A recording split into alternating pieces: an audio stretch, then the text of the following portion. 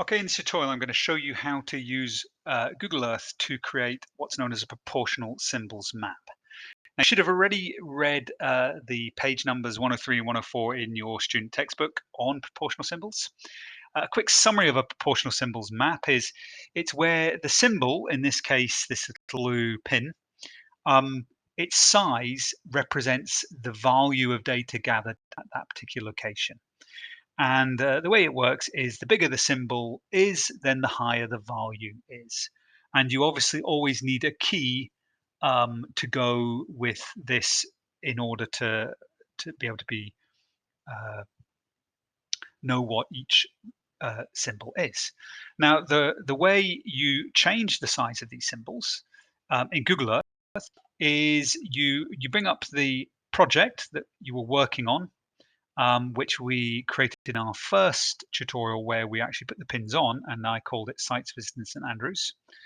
And that should have been saved. As soon as you paired your account with your Google Drive, it will have been saved there. So as I've opened that, it's now, there's my 10 pins.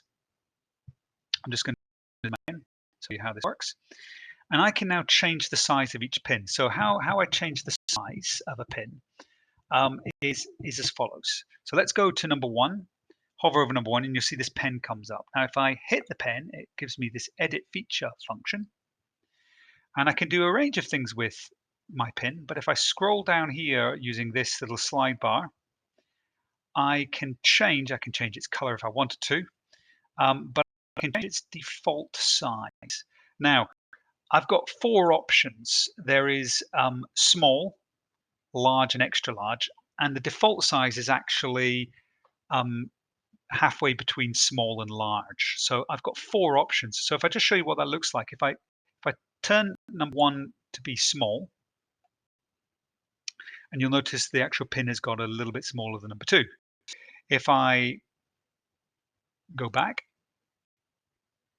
and then do for number 2, and let's say number 2 is higher than number 1, but not much, but I'm going to go with the default size, keep it as it is. So I'm going to stick with that size for number 2. But let's say number 3 had a much higher environmental quality, and I want to therefore show that this size is bigger. So I select number 3, hover over it, hit the little pen. And this time I'm just going to scroll down on my sliding bar, and I'm going to go for large. And you'll notice it's gone much bigger. And then I just hit the little back button there.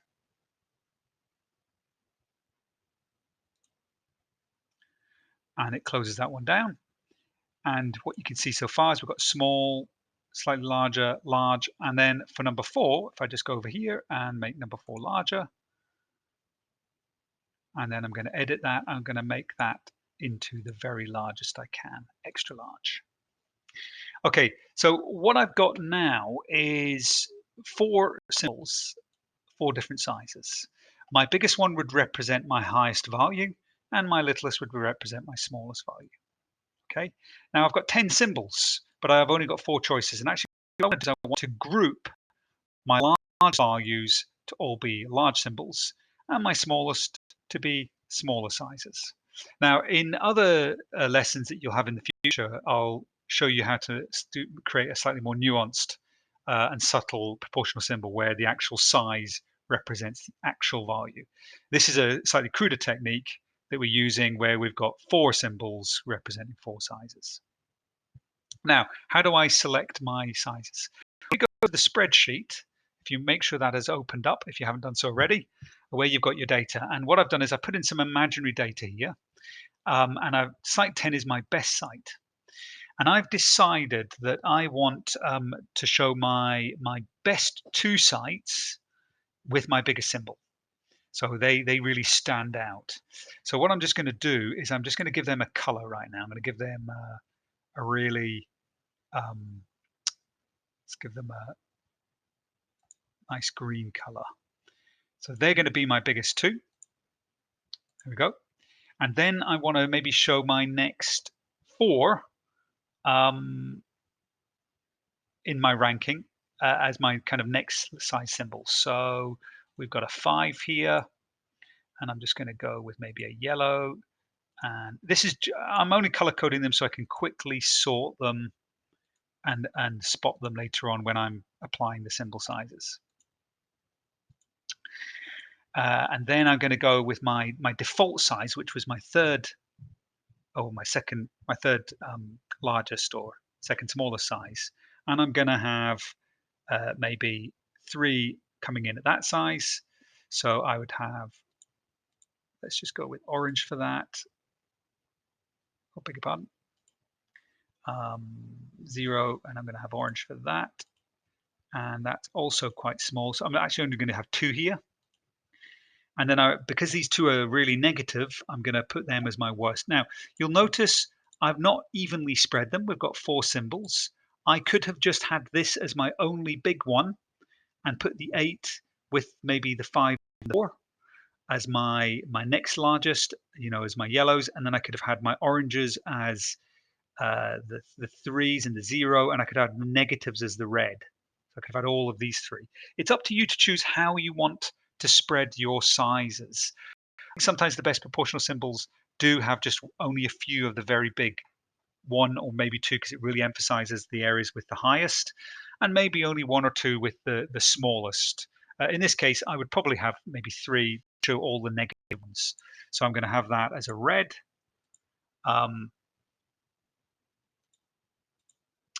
And I'm going to have these 2 as oranges. So I'm just thinking sort of through the way I want to present this, and I can see the differences in my data. So site 7 and site 10 are going to get my largest symbols.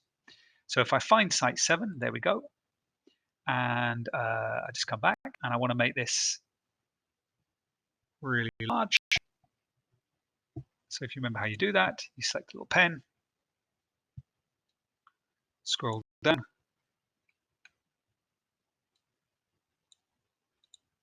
and extra large. Oh, that for 4. To do that for 7.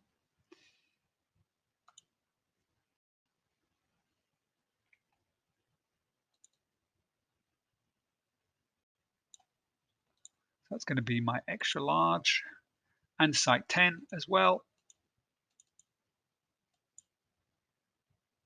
Just come out and go down to site 10, hit my pen, and then hit extra large. Now you can play around with color if you want. I would suggest you keep them all the same color. You can change your symbol types. There are some advanced options that you can play around as well. Once you have set the size of your symbol according to their actual values, get the zoom scale that you'd like to work with. I'm just going to remove this entirely by just clicking on this. When you click on it, the sidebar will move away. And then I will use the snip tool here to just snip my map and put it into my virtual jotter. One final thing you've got to do is underneath it, you're going to have to create a key. Now you could snip each little symbol, the large, medium, the small, and the very small, and then next to it, put the actual range of values that they represent. So my large ones, for example, would represent the range of values between 8 and 15. And I can either just write very large symbol equals 8 to 15, or I can snip a little picture of the very large symbol and then next to it write 8 to 15. Large symbol and give the range, which was whatever the range was, okay? And that's quite important that appears under your map. Otherwise, the person looking at the map won't know what the big symbol means, what actually is the environmental quality value. One other thing that you're going to have to do with your map when you put it into your Google virtual jotter is you have to give it a title. So it's a proportional symbol map showing the environmental quality across St. Andrews. Okay, so this concludes my tutorial on how to create proportional symbols maps using Google Earth.